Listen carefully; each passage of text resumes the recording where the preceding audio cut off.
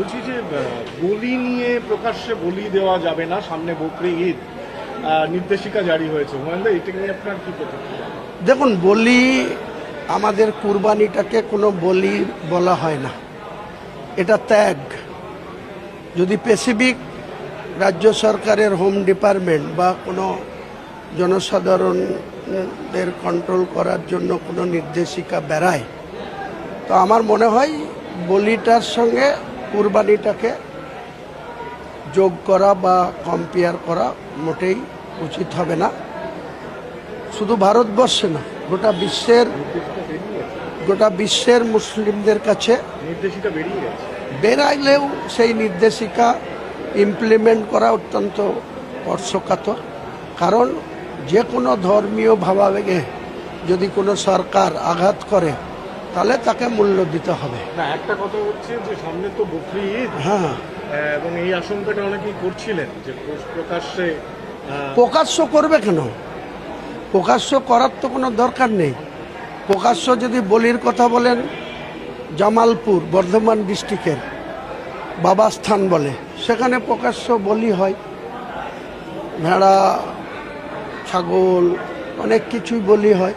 সেটার ক্ষেত্রে মিন করছে না মুসলমানদের বকরির যেটা কুরবানি ত্যাগ, সেই ত্যাগকে মিন করছে? আগামী দিনে 28 তারিখেই তা প্রমাণ হয়ে যাবে।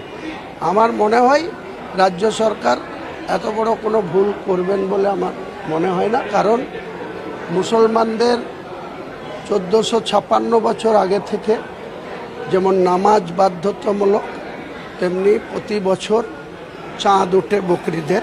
সেই চাঁদের একটা সময় পর্যন্ত পশু কুরবানি দেওয়াটা মুসলমান যারা আছে, যাদের ক্ষমতা আছে, যাদের অর্থ আছে, তাদের কাছে এটা নির্দেশ আছে, বাধ্যতামূলক। সেই জায়গায় কেউ বাধা দিতে আসলে কোনো মুসলিম যেমন কোনো অমুসলিমের সঙ্গে কোনো সংঘর্ষে জড়াতে চাইবে না। পাশাপাশি তাদের পবিত্র কুরবানি ঈদুল জোহা, ঈদুল আজহা, একটা ঈদের নামাজকে 1 মাস ব্যাপী ঈদের নাম রোজার পরে যেটা বলা হয় ঈদুল ফিতর, খুশির ঈদ, আর 2.5 মাস পরে, ঈদের ঠিক 2.5 মাস পরে চাঁদ উঠলে যেটা বলা হয় কুরবানি বা ঈদুল আজহা।